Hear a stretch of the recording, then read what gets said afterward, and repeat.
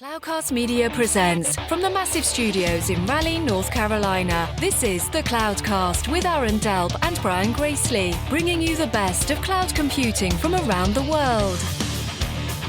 Good morning, good evening, wherever you are, and welcome back to the Cloudcast. We are coming to you live from the massive Cloudcast studios here in Raleigh, North Carolina, the snowiest, coldest place on earth. Hope everybody's doing well as we move into February of 2026. First month of the year is gone. We are now 1/12 of the way through 2026. Hope everybody's doing well. Hope everybody is staying warmer than we are here in Raleigh, North Carolina. We've been hit with just a lot of snow, a lot of cold weather. I know we're getting a lot of that throughout different parts of the United States, but a little different than we're used to here. But anyways, this is going to be not only sort of the first show of the month, but also kind of an international show, if you will. I got a couple of things. One announcement I'm going to make, and then one. We had a request come in from a listener, somebody part of the community who sent in a question they wanted us to try and cover on the show, and I thought it'd be a good topic to dig into just because it's a nice broad topic. It affects a lot of people and is becoming more and more relevant as the year goes along, or the last couple of years go along. So with that, though, I want my first request. We every year, the folks who do the hosting of our podcast, the good folks over at Buzzsprout, put together, kind of a year-end summary of, what the year looked like, what your listenership looked like, what the podcast looked like in terms of growth and all sorts of things. And one of the things they highlight for us is that we are listened to in 186 countries and 9,572 cities around the world, which is fantastic. It's kind of weird and overwhelming to think that somehow the stuff that we do is picked up all over the place. I know that's the power of the internet and the power of kind of the things that have been built over the years. So we build on the shoulders of giants with that. But thankful to everybody who listens. But this is the number one city, and I'm always a little bit surprised by this, but not surprised as well, because the country of Australia is so very sort of technically savvy. I think partially, a couple of times I've been down there. They always talk about how, because they are so far from so many things, whether it's even just, parts of Asia Pac, or whether it's the United States or Europe, they become very self-sufficient, very, kind of go out and figure things out on their own. And so, we've always sort of seen Australia be a market in which people that are sort of into forward-leaning technologies, such as we try and cover on the show, are interested in staying a step ahead. It gives them an advantage in a big market. But it turns out that our number one city in terms of listeners, and again, not sure exactly why this happened, but it's Melbourne, Australia. So thank you to Melbourne, everybody who's down there in Melbourne. I do have a request for anybody who's from Melbourne or listening in Melbourne, or Melbourne. I'm never sure if I get the pronunciation exactly right. If you're a golfer, if you have interest in golf, if you are a golfer, Melbourne has some of the best golf in the world. If you are a golfer and you listen to the podcast, let me know. Hit me up. This is Brian. I would love to come down. Love to have a reason to come down and visit your fair city, and maybe go around some of the world class golf that's going on down there. So, anyways, that's my request. If you're a Melbourne listener and you have connections around Melbourne, or you have a reason to, play a bunch of golf around there, and there's a good reason for me to come down. I need an excuse to come down there, and somebody who could Sherpa me around some of those areas. I do get down there from time to time with work, but we'd love to connect with some people who also enjoy that game. But anyways, the reason for today's show is not about golf. The reason for today's show is about a request that came in from a gentleman named Alex. And Alex basically said, hey, I have a question for you, and I want to make sure I read it correctly. So let me pull this up and read it correctly. He basically said, hey guys, enjoy the show. Will you please have a discussion on the possibility of the U.S. tariff threats becoming intolerable to UK and European industry and governments? How might Azure and AWS respond as the uncertainty becomes far more probable? So that was from Alex F., Cloud Solutions Architect. Thanks for all your content. Look forward to more in 2026. So, Alex, thank you. We do get a lot of requests from folks on the show. We do try and cover a lot of them. Some of them we've covered directly, like we will with this one. Other times, we'll see a bunch of requests for a type of show, a certain topic or something, and we go out looking for those. So, hopefully, if you have an interest, you can send them to show@thecloudcast.net. We'll try and get to them as best we can if they're reasonable requests. So, Alex asks, there is obviously, we do our best to sort of not have to deal with a lot of politics in the show. But unfortunately, the industry that we're now in, and the intersection between the technology industry and geopolitics in the world, has become more entangled over the last, I don't know, 3 or 4 years, 4 or 5 years. Some of it is entirely a byproduct of the U.S. Actions and the U.S. companies and so forth. In other cases, it's sort of the geopolitics of the U.S. and Europe and China and Asia and other things like that. So, but this is a very good question, because it's a thing that has been going on, not only since some of the tariff discussions have been going on, but it actually goes back a few years. And I had somebody from Europe kind of explain this to me, sort of why this is bubbling up to become more and more of a concern in Europe, but also a concern in several parts of the world. And I'll kind of explain both of those. So there is a distinct concern in Europe amongst companies and governments about reliance upon U.S. companies. And what that means is everything from U.S. cloud providers and where you store your data, or the dependency upon them having access to your data or actually running the service, and so on and so forth. But it also involves, to a certain extent, companies or even countries who have seen investment from places like China and various parts of Asia, who are concerned about that level of influence or that level of investment having too much influence on maybe where the policies in their country go. And so, overall, this is it's a concern. It is a spectrum of concerns, if you will. To some extent, it is, how much control do we have over our own destiny in terms of, being able to run our business, run our government, have the freedom to do the things independently that we want to do. In other cases, there are laws and regulatory compliance that have to be met. And somewhere in between is a lot of gray areas about exactly, what does digital sovereignty, digital assurance, what do those things mean? And I think all of those things put together, and then you sort of lump that on top of a lot of the uncertainty that's going on, in the geopolitics of the world, which feels like from day to day, a big announcement happens, and then maybe the big announcement goes away the next day or the next week. But in between, it is causing not only a lot of short-term anxiety, real anxiety amongst people who have to make very serious decisions about things, but it's also having a lot of long-term impacts upon people as to whether or not levels of trust and levels of partnerships that have been going on for now almost 80 years around the world, or in other cases 30 or 40 years, whatever it might be, are beginning to look less consistent, less strong than they have in the past. And so, so there's a lot involved here. I'll tell a little story as to how this stuff was sort of explained to me, as to what kind of kicked it off to a certain extent, and then we'll kind of get into where we are today and so forth. So, basically, what happened was,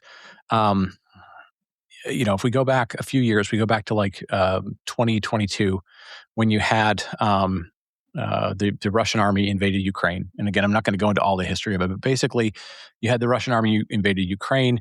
Obviously, all of Europe was concerned about this, because it is basically right in their backyard. And even though they're not a NATO country, there was concern based on previous wars and world wars about those actions and the proximity of those actions. And so, what you saw around the world was a lot of things that happened sanction-wise against Russia that had to do with trying to impact their economy to get them to try and stop this war. Now, there was some byproducts of things that happened that weren't necessarily completely thought through, but it led a lot of people to then get concerned about, okay, what if certain things happen in the future? So basically, what happened was you had these sanctions happened against Russian assets. The idea was to go after the banks that held Russian assets, get them to freeze those assets. Those assets become frozen.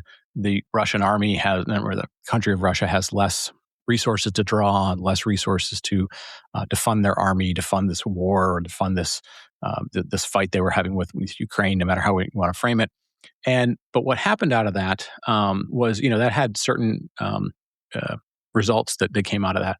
But one of the results that came out of that was there was a bank in Europe that was holding a bunch of Russian assets, and some U.S. tech companies, namely Microsoft and Azure, and then to a certain extent, I think AWS, basically said, well, as part of our complying with these sanctions against Russia, we're going to take the sanctions beyond just freezing assets, and they went and sort of froze technology. So in essence, they sort of cut off that bank's ability to sort of do technology. So Microsoft essentially like shut off like email services to the bank. Well, the byproduct of that, the unexpected byproduct of that was this bank wasn't entirely just like a bank holding Russian assets. They were holding assets for a number of very important entities throughout Europe, in the Netherlands and in Germany and other places. And so you had this unintended consequence that happened for a number of these things that caused some serious economic ramifications over a period of time. I think some of it got fixed, but I think some of it still kind of went on for maybe a year or so and became very problematic. So the net of that was you had a number of governments around the EU. And again, the EU is a little bit tricky because on one hand, they do a number of things in concert with each other, sort of as part of the EU structure. But in other cases, they will have country-specific laws or country-specific takes on things. And so, anyways, the net of this was some of the countries that were more directly impacted by this. The Netherlands was one of them. Germany was one of them. There've been a few others. Basically, said we're going to start putting some laws in place, some policy in place, some laws in place that because of the uncertainty of what's going on at a geopolitical level, and then, trying to make sure that they could control as much of their own destiny as they needed to in order to survive as a sovereign company or a sovereign country and so forth. They started putting some laws in place, both at their sort of local country level and then trying to drive those from an EU perspective. And the net of that was you saw this rise of an interest in how do, in this case, the European countries make sure that they aren't dependent upon an entity that is sort of completely outside of their control. And in particular, we're looking to make sure they weren't dependent upon U.S. cloud service providers, right? And this wasn't necessarily a complete knock on like AWS or Azure or Google in particular. It really was those three companies in particular, and it extends out to lots of other companies. It could be SaaS companies or other companies. Those are U.S.-based companies. Those companies have to comply with U.S. laws, and whether the law that had to be complied with was something like a freezing of assets, or whether it became something like, hey, we need to there is some legal action, and we need to be able to reach into your cloud and get data on some company, on some government, and so forth. And so that became sort of the origin of it. I think the bigger pieces of this may have been floating around for longer than that, but just again, this is the interdependency of people using services from around the world, global companies offering services, but laws also have sort of localness to them. So even though the internet reaches everywhere, the laws become have local relevance as to where they can be applied and how they have to be applied, and so on and so forth. So what you've seen over the last couple of years is a strong desire by a number of the European companies and European countries to start thinking about how they're going to invest, how they're going to think about technology, how they're going to think about architecting their systems such that they can either comply with the laws that are in place for digital sovereignty or digital assurance, but also start to put some things in place as a hedge, an insurance policy, a sort of a backup, if you will, similar to what we do for backup and recovery or disaster recovery type of plans, right? Like maybe these things have to go into place at any given point in time. Maybe they don't, but we need to make sure that we're prepared if the world changes in a year or if it changes tomorrow, right? And so what you've seen is a lot of discussion that is around this idea of digital sovereignty. Sometimes you'll hear it called digital sovereignty. Sometimes you'll hear it just called sovereignty. Sometimes you hear it called digital assurance. And that in and of itself sort of complicates some things. But in essence, what it means is there's really four key elements that everybody talks about when they're talking about this broad topic. And it's kind of four things. So the first one is called data sovereignty. And this means, how do you maintain control over how data is collected, how it's classified, processed, and stored to ensure that data regulations are met. So this is, in the simplest sense, the data that's relevant to your company or that's relevant to your country likely has to be kept. Number one, you have to have complete control over it. So it's not meaning a government or a law enforcement agency can't come in and sort of backdoor to get access to that data. And also, in many cases, the data has to reside, meaning physically stored, the servers, the hard drives and so forth, physically have to reside in the country that we're talking about. So if this is a German company, so say BMW or somebody along those lines, their data needs to reside in Germany, right? And likely, a backup probably has to be in Germany. Now, I'm gonna caveat everything that's said here. I'm not a lawyer. Please don't take anything that I'm taking as word for word law. I'm going to put some links in the show notes, just some things that people can go dig into and read. But please, any sort of guidance that you're looking for on this final say, please consult with your company lawyers, your country lawyers, the specifics of the law within your country. Just trying to give some overall things to technologists who may not be thinking about this day in and day out, but may need to have this on their radar. Okay, so got that out of the way. So first piece is data sovereignty. Like, how much control do you have over your data? Where does it reside? Who else has access to it? What regulatory agencies could potentially gain access to it or a copy of it? Do you have copies in other countries that may open you up to risk if there is a sanctioning situation or a law enforcement situation? You need to be able to know all those details around your data. The second piece is called technical sovereignty. And this is running workloads without dependence on a provider's infrastructure or software and protected from all extraterritorial interference and scrutiny.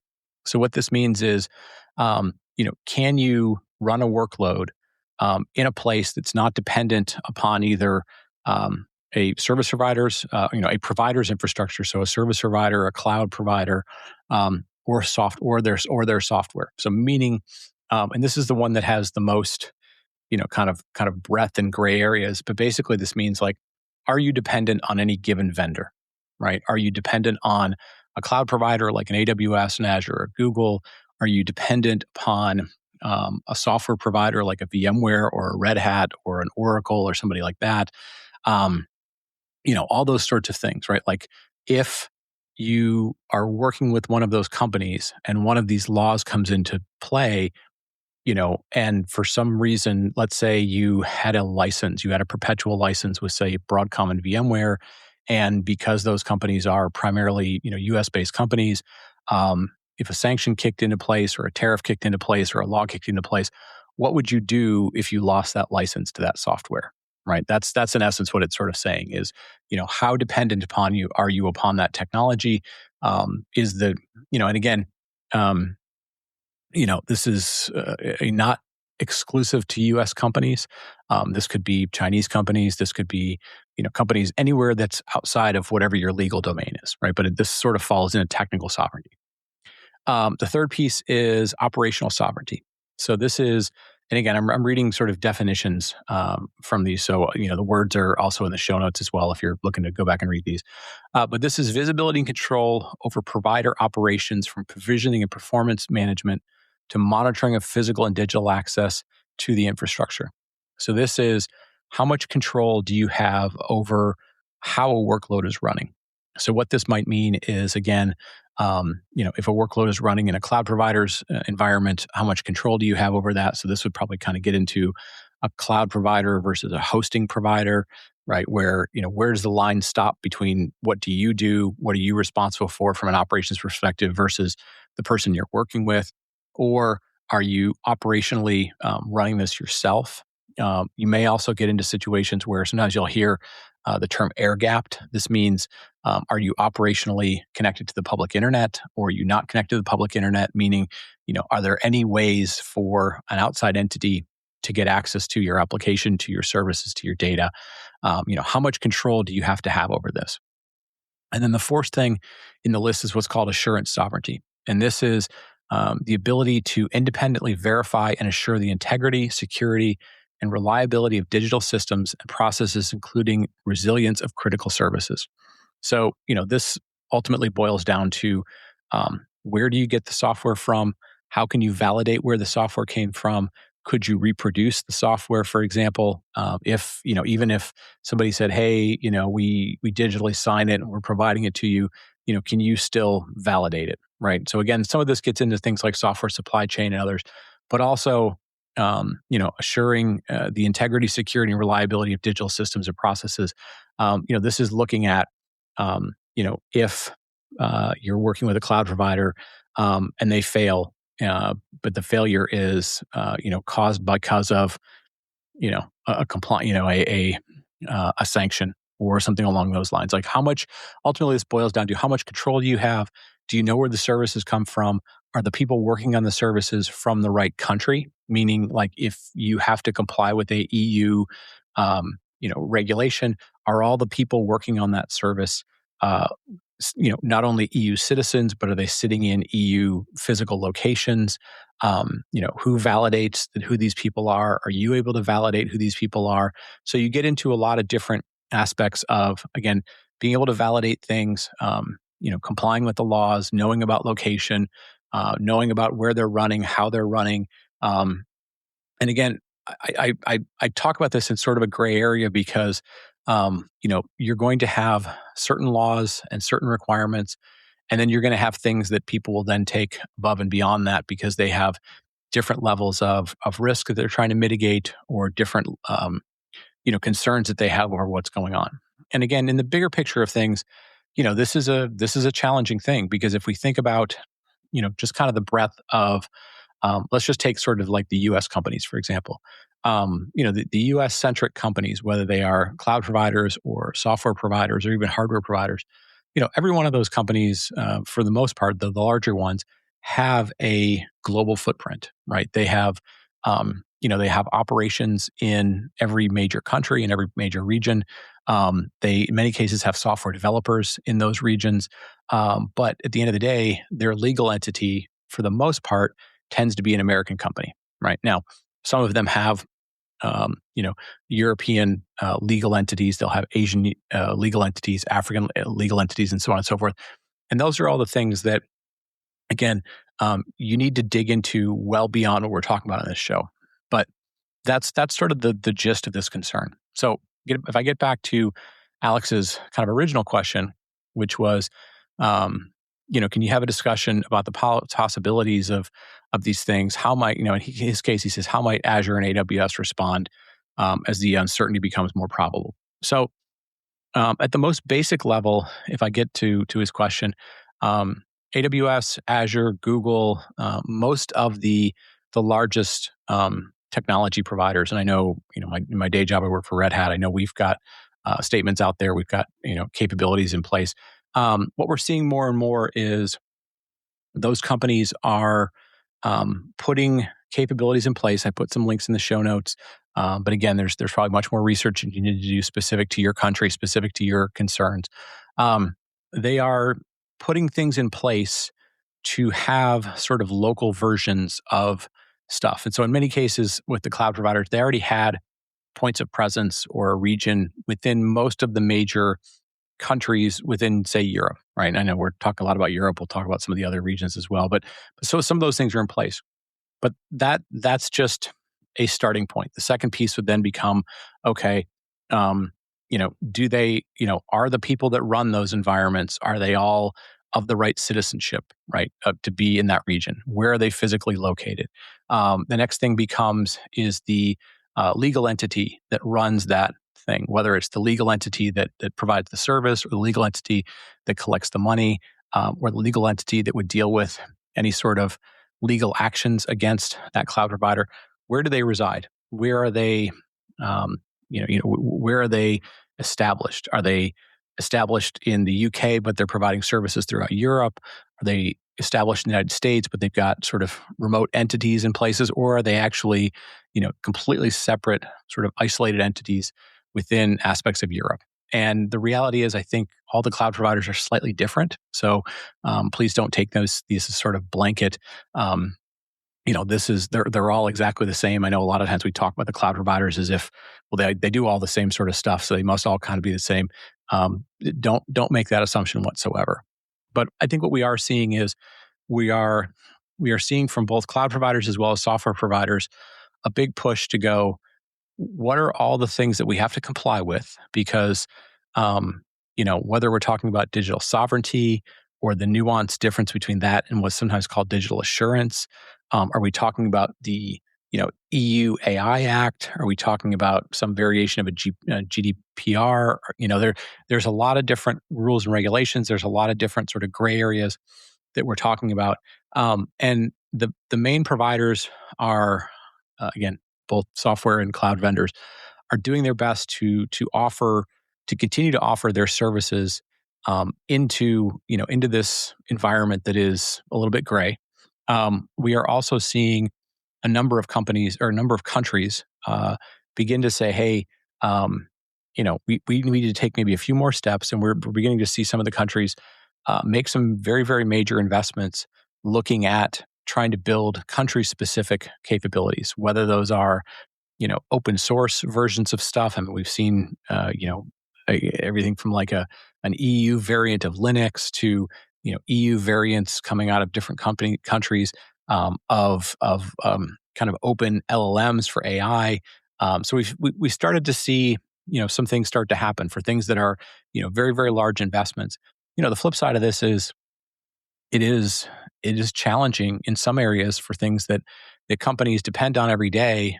For example, I know I was speaking with a large European government agency not too long ago, and they said, "Hey, we're interested in some things, and these are some of our requirements." And one of the things they said was, "Well, do you potentially know of anybody who's going to offer a sovereign compliant version of like the equivalent of like Microsoft Office, or the equivalent of like Zoom or Google Meet or something like that?" Stuff that quite honestly, like the market for alternatives and the market for open versions of that is kind of went away a while ago. People sort of realized like those were very difficult to compete with for lots of different reasons. The open community sort of didn't foster as much as maybe they could have in the past. And so there are going to be areas where things are more difficult to comply with all this than maybe just saying, "Hey, can I get S3 storage buckets or S3 equivalent storage buckets in in France or something along those lines?" So I think to ultimately answer Alex's question, I think it's good to have some historical background. Why do these things happen? Yes, the geopolitics of right now are complicated. They feel like they're changing a lot. So, having an ability to keep up with what's going on a fairly real time basis is important. I think it's important to then get back to taking some of the emotion out of it, that you may be frustrated with the geopolitics, and say, "Hey, what are going to be the building blocks that are going to help us if we have to comply with something, if we are concerned about something, we want to set our strategy to have more independence?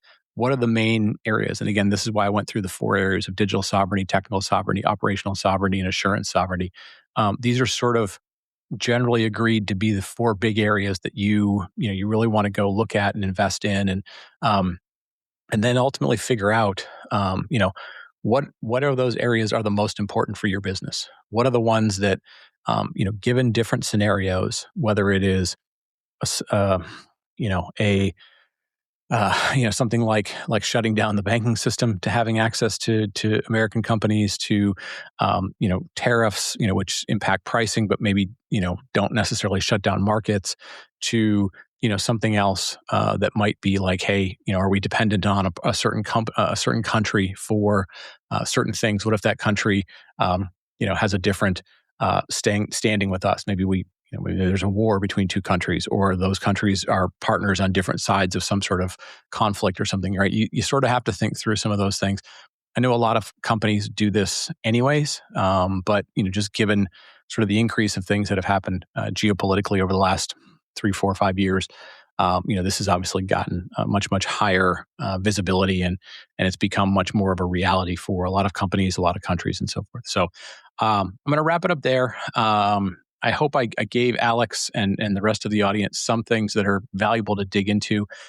again, by no means, please don't take this as legal advice. Take it as some frameworks to go, look at what you have to get educated on around the technology. Please engage with your legal teams or your business teams to figure out, what other actual compliance that you need to meet with, what other, business requirements you have to do in the region that you're in, and then, take further actions from there. So, but I hope this has been somewhat helpful to kind of give a sense of the scope of what people will be looking at, what some of the companies that might be impacted by this are trying to do to make sure that they can continue to offer the services that your company might have relied upon up until now. But also it's worth digging into, what's happening within your specific country or within your specific region, where you're seeing investment around potential alternatives. And those alternatives, if they make sense for your company or don't make sense for your company, at least you'll be educated about, what's out there as options. So anyways, with that, I'll wrap it up. I've been going for about 30 minutes. I've sort of exhausted my level of depth without kind of getting into the specifics of anybody's country or anybody's specific laws and requirements. But if you have further questions, please reach out. Happy to try and connect you with some people, point you to some things that I know we've done some research on in the past. I'll try and put some things in the show notes. But again, if you have further questions about this, please feel free to hit us up if you want us to dig into something. show@thecloudcast.net. We'd be happy to kind of dig into this, because this is probably not, unfortunately, going to be a quick fix that just goes away overnight. It does feel like there are a lot of geopolitical tensions that need to be looked at a much bigger lens than what we do on the Cloudcast. But probably worth, if you are in the United States, or if you're in Europe, or if you're in Asia, kind of digging into how might some of these things impact you beyond just technology might be worth your time. So with that, I'll wrap it up. Thank you all for listening. Welcome to February. Hopefully, even though it's a short month, hopefully things calm down a little bit. Who knows? I have a very distinct feeling that 2026 is going to be a highly, highly volatile year from a technology perspective, partially because of some of the things that are happening with AI, and partially because you have midterm elections happening in the United States in the second half of the year. You've got a lot of stock market dependencies on stuff going on, and so anyways, with that, I'll wrap it up, and we'll talk to you next week. Thank you for listening to The Cloudcast. Please visit thecloudcast.net to find more shows, show notes, videos, and everything social media.